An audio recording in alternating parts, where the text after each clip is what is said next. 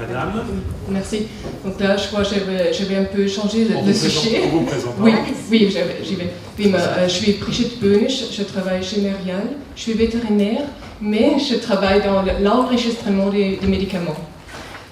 Donc je suis basée à Lyon, allemande, comme vous pouvez écouter de l'accent. Donc je travaille dans l'enregistrement du médicament. Je soumets les dossiers des produits que nous qu'on a développés chez Merial. Je les soumets partout en Europe et on obtient les AMM.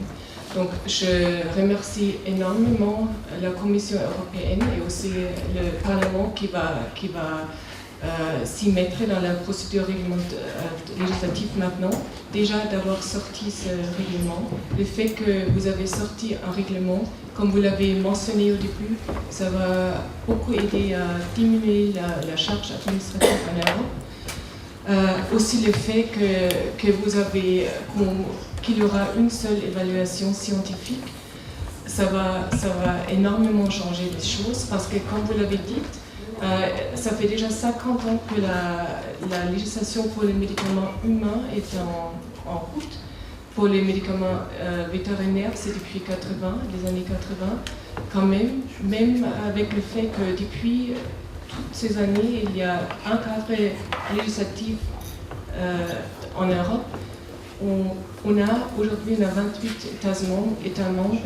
Les choses se font 28 fois aujourd'hui. Donc c'est vraiment pas du tout efficace. Vous avez mentionné l'évaluation scientifique, c'est ce qui manque encore pour vraiment, il faudrait aller au bout pour vraiment augmenter la disponibilité des médicaments. C'est là où on a une seule évaluation de vraiment avoir la possibilité d'avoir une AMM européenne, comme on peut l'obtenir pour les nouveaux produits, d'avoir une procédure liée à l'harmonisation des RCP, qu'on peut sortir vraiment avec une AMM européenne qui après va permettre de mettre sur le marché les produits partout en Europe.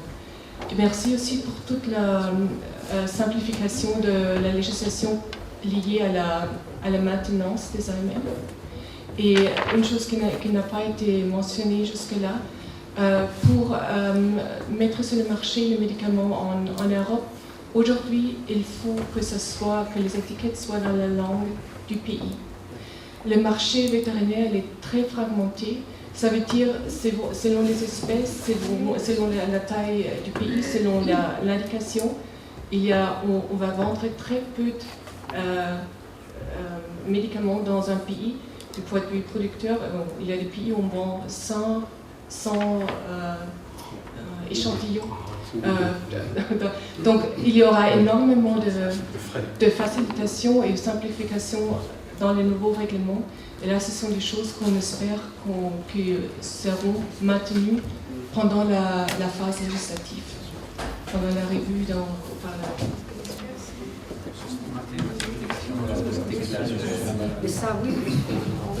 On a fait, merci beaucoup pour l'appréciation. Il ne faut pas non plus tomber dans l'autoflagellation. On n'a pas un système désastreux en Europe. Si vous regardez, on a quand même la possibilité d'accéder à 28 marchés il y a 20 ans, vous pensiez pouvoir accéder à la Pologne ou à la Tchécoslovaquie, c'était il y a 20 ans, c'était déjà la République tchèque. Mais bon, c'est quand même... Ouais, c'est quand même... Mais c'est vrai, surtout, on a constaté que l'étiquetage emballage était la source de charges administratives la plus lourde. Et on a fait une chose un peu, que je ne peux peut-être pas dire, bon, quand même, mais bon, on est allé vers les États membres avec nos idées en forme de dispositions réglementaires bien en amont dans les processus de réflexion. Et on est arrivé à une maximisation des pictogrammes. Évidemment, il faudra que ce soit des pictogrammes développés ensemble, mais il y a déjà un travail qui se fait à l'Agence du médicament à Londres. On est arrivé à laisser aux États membres la liberté de choisir dans quelle langue faire certaines choses, pas le feuillet, mais l'emballage, oui. En France, ça sera toujours le français, évidemment. À Malte, ils ne doivent plus mettre le maltais obligatoirement. Peut-être s'ils ne souhaitent pas, parce qu'il y a dans les pays où il y a plusieurs langues officielles, ils auront le choix de faire ce qu'ils veulent. Voilà. Merci. Voilà, une dernière question, parce qu'on va partir. Oui, mais il y a un monsieur là. Voilà. On va prendre les deux dernières questions. Madame la députée, je voudrais savoir si dans le cadre de vos travaux, est-ce que le champ du règlement européen concerne ce qu'a évoqué M. Hunier, l'utilisation des plantes à visée thérapeutique. Donc c'est très important pour les éleveurs, l'utilisation des plantes et de l'aromathérapie, notamment comme alternative au traitement antibiotique. Et puis aussi, vous savez que les politiques publiques favorisent l'agriculture biologique et l'élevage biologique, et que dans ce cadre-là, les éleveurs ont besoin, ont nécessité d'avoir recours au traitement par les plantes, que ce soit pour des maladies infectieuses ou parasitaires. Moi, je pense que il faut que les éleveurs aient la liberté de pouvoir soigner eux-mêmes leurs animaux par les plantes qu'ils ont dans leur environnement. D'ailleurs, les animaux, eux, ne font pas de différence quand ils pâturent entre l'herbe du pâturage et puis les plantes qui se trouvent dans l'environnement et qui peuvent avoir une action thérapeutique. Vous savez que l'ANSES, je crois que c'était au mois d'août 2013, avait fait une note juridique qui disait très clairement que dès qu'il y avait une allégation thérapeutique, on était dans le cadre de l'obligation d'une prescription par un vétérinaire. Or, vous savez bien, en France, les vétérinaires ne sont pas formés. Il y en a très peu, peut-être une dizaine ou une vingtaine dans l'Hexagone qui ont les compétences pour prescrire de l'aromathérapie ou de la phytothérapie. Or, les éleveurs, eux, ils ont des compétences, certains éleveurs ont des compétences pour soigner leurs animaux. Voilà. Merci. Alors, François Foster, puis il y a une question, mais monsieur pourra peut-être aussi répondre. On peut répondre en François France. d'abord. Cette question-là, monsieur, je vous répondrai en deux mots. Si ces plantes sont considérées comme un médicament, elles doivent respecter la réglementation sur les médicaments vétérinaires. Si ça n'est pas considéré comme médicament, à ce moment-là, ça ne tombe pas. Enfin, je ne sais pas si vous avez quelque chose à rajouter, mais voilà. Si on ne publicise pas des indications, si on ne les commercialise pas comme en tant qu'étant des médicaments, ce n'est pas des médicaments. Du moment où on les présente et on les vend comme des médicaments, elles doivent être autorisées. Voilà. Dernière question, voilà. allez-y. Juste quelques remarques à l'adresse de Madame la députée à propos de certains articles. L'article 69 sur l'harmonisation des RCP, il y a un point qui nous pose un souci, c'est l'alinéa 4C concernant le temps d'attente qui doit être choisi comme étant le temps d'attente le plus court. La réalité scientifique et la réalité des évaluations actuelles font qu'à chaque fois qu'on a envisagé une harmonisation, on est toujours allé vers le temps d'attente le plus long sur des bases scientifiques. Et donc là, si on considère qu'il faut d'autorité aller sur le temps d'attente le plus court, on ne va pas vers un principe protecteur du consommateur des denrées d'origine animale. Donc je ne vois pas quelle est l'origine scientifique de ce temps d'attente le plus court. Que ce soit les industriels ou les praticiens ici, on a tous constaté que tous les médicaments qui ont eu une réévaluation du temps d'attente ces derniers temps ont tous eu une augmentation du temps d'attente, et ça n'a jamais été vers le temps d'attente le plus court. Article 52, l'accès aux données, aux informations. Il est prévu l'accès aux données pour les agences, l'accès aux données pour les industriels, l'accès aux données pour le public. Il manque un échelon, c'est l'accès aux données pour les prescripteurs et les ayants droit de la délivrance. Cet accès aux données doit être différent de celui du public, en particulier l'accès aux données scientifiques, les études du dossier d'AMM. Après anonymisation, on est parfaitement d'accord, comme ça se fait en humaine, mais ça c'est une notion qu'il faudrait développer. Et enfin la section 6, qui est la pharmacovigilance, on se retrouve avec une suppression des rapports périodiques pour les industriels. Donc je me doute que les industriels en sont probablement satisfaits. Inconvénient majeur, c'est qu'il n'y a plus du tout d'évaluation par les industriels. On se repose uniquement sur la détection de signaux. Donc ça veut dire qu'il y a une base de données européenne en pharmacovigilance. vous le savez sûrement, 70 à 80% de la pharmacovigilance vétérinaire est assurée par 3 pays actuellement, France en premier, Grande-Bretagne et Allemagne. On est 28 pays. Moi, ça me pose un souci, cette détection de signal, parce qu'on va perdre beaucoup de temps sur un certain nombre d'éléments qui pouvaient ressortir avec ces rapports périodiques. Et comme en plus l'AMM sera une AMM définitive, il n'y aura plus d'AMM avec une caducité au bout de 5 ans et une réévaluation, on a peut-être quelque chose à faire côté pharmacovigilance. Françoise Rostet, et puis peut-être un mot de conclusion de la rencontre. C'est complexe. Aussi. C'est complexe pour répondre Moi, je vais peut-être demander, parce que là, vous avez soulevé quelques questions qui sont effectivement des questions importantes, sur lesquelles on n'a pas eu encore l'occasion tellement d'approfondir, hein, on n'a pas eu l'occasion d'approfondir ou d'étudier. Moi, je voudrais d'abord peut-être que M. Soro nous dise ce qu'il en pense, et puis moi-même, si j'ai quelque chose à rajouter, je le rajouterai. Ah, il y avait madame qui voulait... C'est sur ce qui vient d'être dit? Oui, je pense que nous, en tant qu'industriel, on aimerait répondre à ce point. Alors, le micro à l'industrie pour Et répondre. ensuite, les conclusions par Françoise Rostet et Stéphano Soro sur ce point, et puis la conclusion de la soirée. Oui, c'est ce qui est important de tenir en tête. Ce cadre réglementaire qu'on va avoir, ça va tenir dans les 15 ans qui viennent. Donc, et je crois que ça c'est vraiment important. Parce que et l'autre aspect, c'est la diminution du charge administratif. Parce qu'aujourd'hui, la détection des signaux, c'est tout un nouveau domaine qui arrive. Nous, on le fait déjà depuis des années au sein des entreprises. Les autorités les font avec leur base de données. Donc ça ouvre vraiment des nouvelles perspectives du point de vue approche de pharmacovigilance. Et le règlement, parce que c'est un texte qui va être valide dans les années qui viennent, ne peut pas être trop restrictif.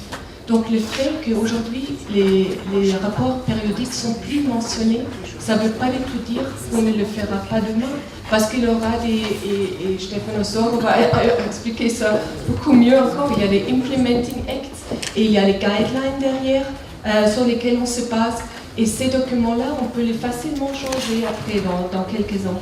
Par contre, le texte réglementaire, on ne peut pas changer facilement, et c'est pourquoi c'est important qu'il reste plus vaste que c'est ce qu'on va faire après dans la réalité. Et qu'il laisse les possibilités pour le développement scientifique, pour le développement technique, comme dans ce domaine-là. Et aussi, si on pense par exemple toute la technologie smartphone, il y a 10 ans, 15 ans, on ne savait pas tout ça. Donc un texte comme ça, il doit laisser la liberté de rajouter l'innovation pendant qu'il est valide. Et c'est pourquoi on ne peut pas être trop précis dans un texte comme ça. Merci.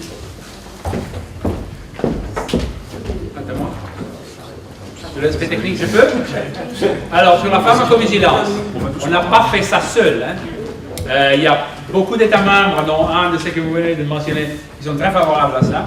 On a vu ce que les rapports périodiques ont donné avec l'Agence européenne des médicaments en termes d'action de pharmacovigilance, d'action sur les autorisations, depuis que la directive est en vigueur, c'est presque rien. La base de données doit fonctionner, la base de données pharmacovigilance. Et je ne vois aucune raison pour laquelle elle fonctionnerait moins bien que des piles de rapports de pharmacovigilance que personne ne regarde et qui n'ont pas lieu à des actions. En ce qui concerne, vous avez parlé de l'harmonisation des SPC. Mais s'il y a de bonnes raisons, on réévalue et puis on arrive au délai d'attente qui sera nécessaire sur base d'une évaluation scientifique. Nous, on a pris, encore une fois, en ayant consulté l'Agence européenne des médicaments notamment, le plus bref parce que c'était une question d'ouverture et parce qu'on ne veut pas mettre en question la qualité, la légitimité, l'efficacité d'une évaluation scientifique qu'il soit. Voilà. La base de données article 52. Dans la base de données article 52, les autorités ont accès à tout. Les détenteurs d'AMM ont accès à toute l'information sur leur AMM et le public, les professionnels, etc. ont accès à une liste d'informations sur laquelle, de façon éparpillée, à laquelle, de façon éparpillée, ont déjà accès aujourd'hui. Ce n'est plus ni rien que ça. Donc c'est la liste des médicaments, le résumé des RCP et les notices. Voilà.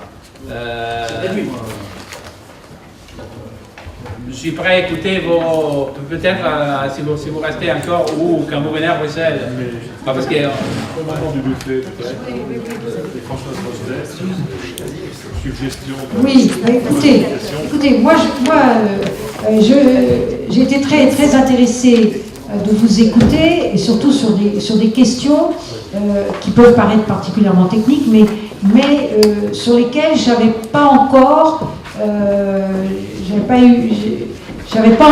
vraiment, je ne m'étais pas penchée sur ces questions-là, parce que c'est vrai qu'on ne m'avait pas encore attiré mon attention non plus sur ces derniers sujets qui viennent d'être soulevés.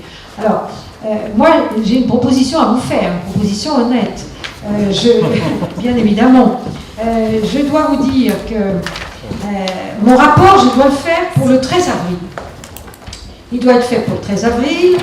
Le 13 avril, il sera envoyé pour traduction près des traducteurs du Parlement. Il y aura un premier échange de vues en commission environnement santé les 6 et 7 mai prochains, et la date limite pour le dépôt des amendements sera le 15 juin. Et il y aura ensuite de nouveau un échange de vues en commission environnement santé à partir donc des amendements déposés le 15 juillet, et il est prévu que l'adoption du rapport amendé au Parlement passe en plénière en commission. Oui, et la plénière, ça sera en novembre. Voyez, je me suis trompée de ligne. Le passage en plénière, ça sera en novembre. Alors, il y a des questions que vous avez soulevées qui sont très précises.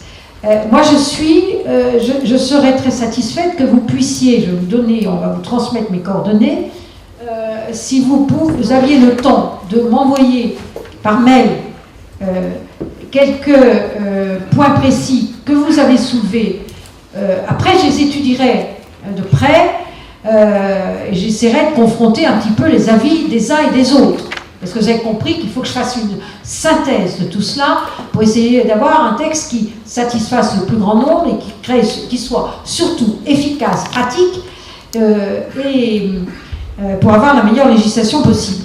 Donc, moi, je vous dis merci de pouvoir m'envoyer par mail quelques-unes de vos remarques que vous nous avez faites là. Je m'ai pris en note, mais c'est vrai qu'il y a quelques questions qui sont assez techniques pour que je puisse, moi, les étudier, voir ce que je peux faire. Alors, c'est vrai que si ça va assez vite, avant même la rédaction de mon rapport, si je peux déjà intégrer des réflexions à partir de vos suggestions, de vos remarques, ça serait encore mieux. Voilà. Donc les coordonnées de Grossetête sont dans le dossier. Alors, les coordonnées sont dans le dossier, paraît-il, donc tout est facilité, très bien fait par le bureau de Marseille, qu'on remercie encore. Voilà, moi je pense qu'il faut qu'on vous libère.